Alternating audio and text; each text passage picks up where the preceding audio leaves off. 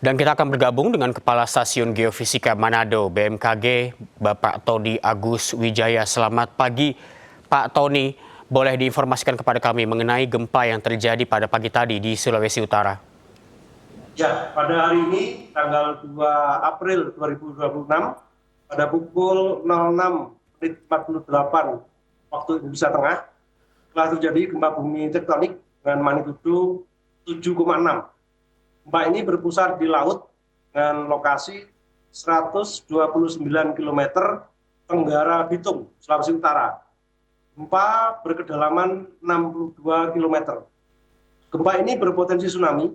16 menit kemudian tsunami terjadi di Bitung dengan ketinggian 20 cm. Dari alat tsunami gauge BMKG tercatat telah terjadi tsunami setinggi 20 cm di kota Bitung, Sulawesi Utara.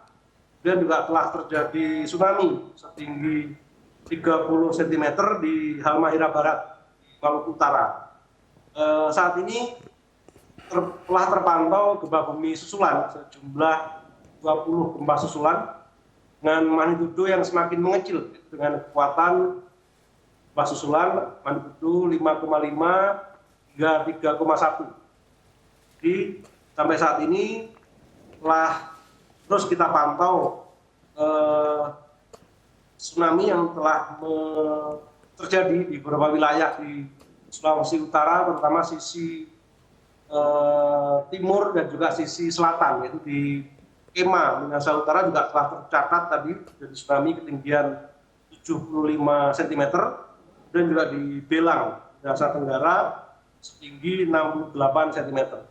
Juga di beberapa wilayah di Maluku Utara itu telah tercatat tsunami, umumnya ketinggiannya memang kurang dari 1 meter. Dan sampai saat ini peringatan dini tsunami masih terjadi dan belum diakhiri. Diperkirakan akan diakhiri di beberapa menit yang akan datang apabila potensi gelombang tsunami betul-betul sudah berakhir dan tidak ada lagi gelombang susulan dan juga kondisi sudah dinyatakan aman, maka peringatan dini tsunami akan diakhiri. Baik, Pak Tony, tadi dikatakan tsunami sudah terjadi di sejumlah wilayah. Apakah ada korban jiwa, Pak? Ya, kalau dampak dari tsunami karena ketinggiannya yang relatif rendah, kategori awas ya, ketinggian kurang dari 1 meter, diperkirakan memang tidak terlalu berdampak dan tidak ada korban dari dampak dari gempa ini, yaitu tsunami-nya. Tapi korban diperkirakan adalah dari reruntuhan bangunan dan juga dari kerusakan rumah di beberapa wilayah di Sulawesi Utara dan juga di Maluku Utara. Seperti yang kita dapatkan laporan itu di Dumkoni di Manado itu ada kerusakan bangunan, dan juga intensitas tertinggi atau dampak guncangan tertinggi yaitu di Maluku Utara. Di beberapa pulau di Maluku Utara itu intensitasnya hingga 7 mmi.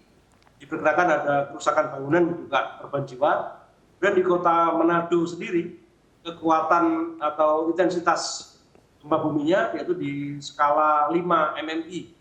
Diperkirakan ada kerusakan bangunan, retak-retak bangunan di rumah tinggal maupun di gedung bangunan yang lainnya. Sehingga untuk dampak korban maupun kerusakan bangunan ini segera kita update. Kita masih menunggu informasi dari pemerintah daerah maupun juga laporan-laporan tentang kerusakan bangunan.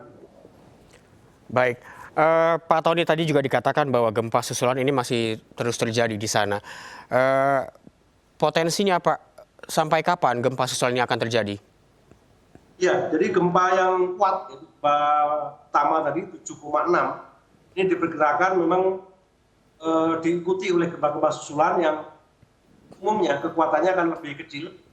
Dan ini akan berlangsung beberapa saat, umumnya hingga 2 atau 3 hari gempa susulannya, tetapi kuatannya akan semakin kecil sehingga tidak berdampak signifikan ke masyarakat. Tapi masyarakat perlu mengecek kembali bangunannya apabila tidak ada kerusakan yang signifikan, tidak ada retak-retak yang besar, bisa kembali masuk ke dalam rumah beraktivitas seperti biasa. Tapi apabila ada kerusakan yang signifikan, itu perlu diperiksa kembali kekuatan bangunannya. Dan untuk masyarakat di sekitar pantai bisa menunggu beberapa saat sampai peringatan dini tsunami dari BMKG diakhiri. Ini diperkirakan beberapa menit yang akan datang apabila gelombang tsunami susulannya sudah berakhir dan juga tidak ada faktor resonansi gelombang tsunami, maka peringatan dini tsunami ini dalam waktu yang tidak lama lagi, beberapa puluh menit yang akan datang, akan diakhiri. Baik, Pak Tony, apakah gempa yang terjadi pada pagi tadi ini sudah diprediksi sebelumnya oleh BMKG Manado? Ya, jadi gempa bumi tektonik adalah peristiwa alam yang belum bisa diprediksi secara akurat waktu kejadiannya. Tetapi sumber-sumber gempa seperti yang terjadi hari ini sudah diidentifikasi, sudah kita kenali bahwa memang Sulawesi Utara, Maluku Utara ini kan memiliki sumber gempa bumi utama, yaitu di sisi Laut Maluku. Ini ada subduksi ganda Laut Maluku yang terjadi hari ini, dan juga di sisi utara Sulawesi Utara itu ada subduksi Laut Sulawesi. Sehingga yang terjadi hari ini adalah aktivitas tektonik yang memang sudah kita kenali, ya, kita petakan sumber bahaya gempa buminya, dan juga kita kenali magnitudo maksimumnya, tetapi waktu kejadiannya yang belum bisa diprediksi secara akurat karena memang belum ada teknologi untuk memperkirakan waktunya. Jadi memang tidak kalah pentingnya bahwa masyarakat perlu mengenali sumber-sumber gempa ini sehingga masyarakat bisa mengantisipasi untuk mengurangi korban akibat gempa ini, misalnya dengan merencanakan jalur evakuasi dan juga menata interior bangunan dalam rumah, menghindari benda-benda yang berat diletakkan di tempat yang tinggi sehingga apabila terjadi gempa, benda-benda tadi tidak jatuh menimpa manusia yang ada di bangunan atau rumah tadi.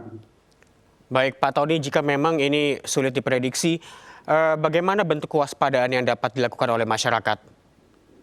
Ya, masyarakat tadi perlu mengecek kembali lingkungannya, mengecek bangunan atau rumah tinggalnya. Yang dilakukan ada hal-hal sederhana tapi sangat bermanfaat apabila terjadi gempa seperti ini, yaitu tadi merencanakan jalur evakuasi, mengetahui titik kumpul, tempat terbuka terdekat di halaman rumah misalnya, atau tempat yang aman apabila terjadi gempa, segera keluar ke tempat aman tersebut. Dan tadi menata kembali interior atau benda-benda di dalam rumah, jangan meletakkan benda berat misalnya di atas lemari, dan jangan menggantung benda-benda yang berat di rumah atau bangunan kita sehingga apabila terjadi gempa, benda-benda tadi tidak jatuh menimpa kita. Dan juga selalu mengupdate informasi dari BMKG serta tadi selalu meningkatkan pengetahuan dan juga informasi tentang potensi bencana gempa bumi. Baik, Pak Tony, peringatan tsunami belum dicabut. Gempa susulan juga masih kemungkinan akan bisa terjadi. Wilayah mana saja yang harus waspada, Pak? Ya, dari gempa bumi ini yang terjadi di Laut Maluku tadi itu berdampak di sisi selatan Sulawesi Utara, kemudian juga di sisi timur Sulawesi Utara seperti di Bitung, dan juga beberapa wilayah di Maluku Utara, sama sisi barat yang tadi merasakan gempa itu harap sabar sebentar menunggu sampai peringatan ini dinyatakan berakhir, yang diperkirakan beberapa puluh menit yang akan datang akan diakhiri. Dan untuk gempa susulan memang masih akan terjadi, tetapi kekuatannya umumnya akan cenderung berkurang, semakin mengecil. Baik, Pak Tony, boleh konfirmasi kembali, pusat gempa ini berada di mana, Pak? Dan tadi kalau nggak salah, Pak Tony sempat mengatakan bahwa bangunan yang rusak parah ini malah di Maluku Utara, Pak, ya? Ya, jadi pusat gempa adalah di laut Maluku. Dia di wilayah Maluku Utara, tapi kota besar yang terdekat adalah di Bitung, 99 km tenggara Bitung. Nah, di Maluku Utara ada beberapa pulau yang lebih dekat dengan sumber gempa ini, ada Pulau Mayu di sana.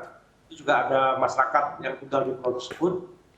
Dari peralatan kami dari instrumen aseismograf diperkirakan tingkat guncangan di sana khasnya diperkirakan tiga intensitas MMI.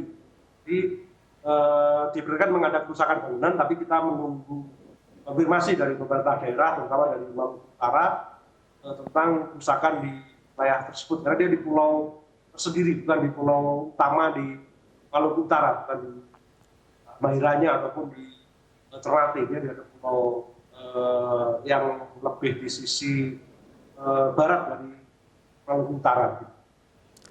Baik Pak Tony, selain gedung KONI yang tadi Anda sebutkan, salah satu bangunan yang terdampak dari gempa ini, apakah sudah ada informasi berapa jumlah bangunan yang rusak?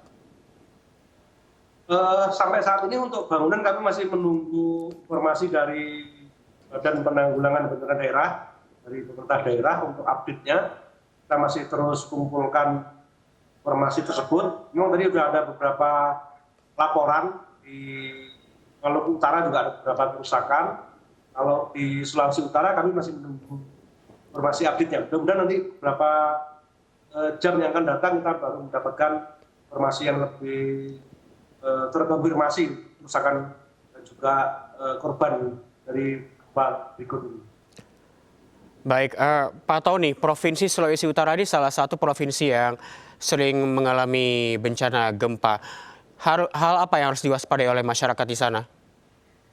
Iya, jadi tadi Maluku Utara ini memiliki Sulawesi Utara dan juga Maluku Utara ini memiliki dua sumber gempa bumi utama, itu di Laut Maluku. Misalnya ada subduksi ganda Laut Maluku yang sangat aktif. Setiap harinya rata-rata ada 3 gempa bumi tektonik yang terjadi, meskipun tidak dirasakan oleh masyarakat, tapi aktivitasnya sangat tinggi di Laut Maluku tadi. Dan juga di sisi utara di Laut Sulawesi, juga di sana ada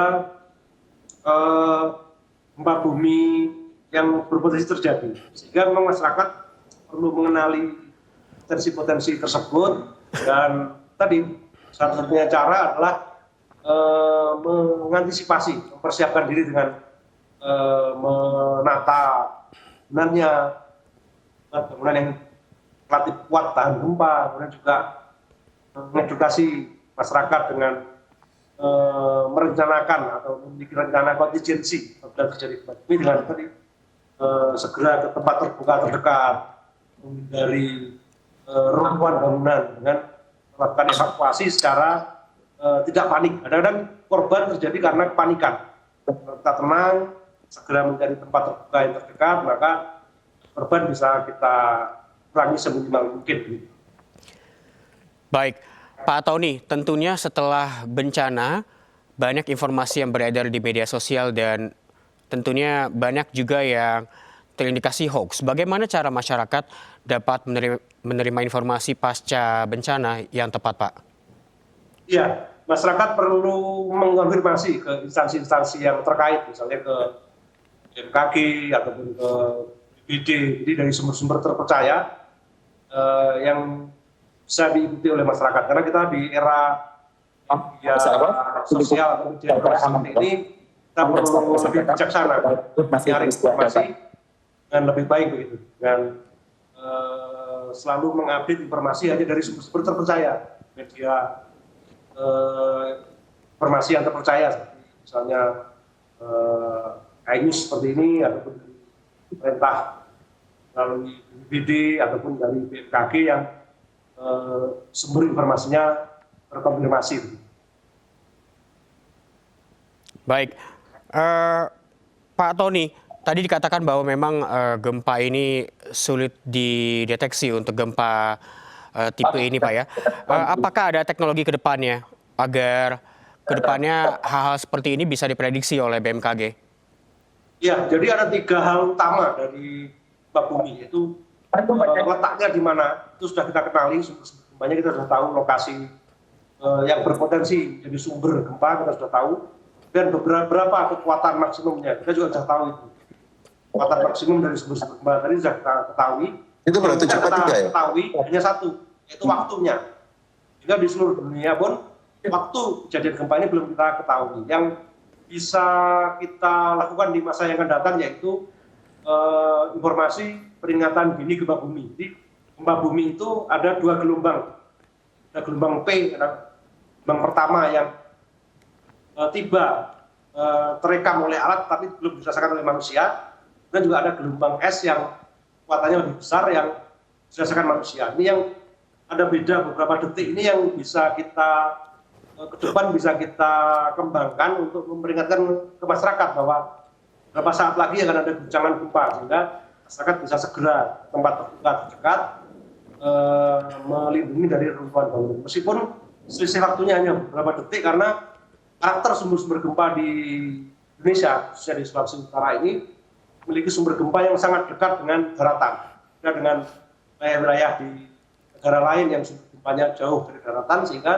ada jeda waktu antara gempa terekam oleh alat dan juga getaran tadi dirasakan oleh manusia. Ya, memang ini menjadi tantangan tersendiri yang ke depan perlu terus kita tingkatkan.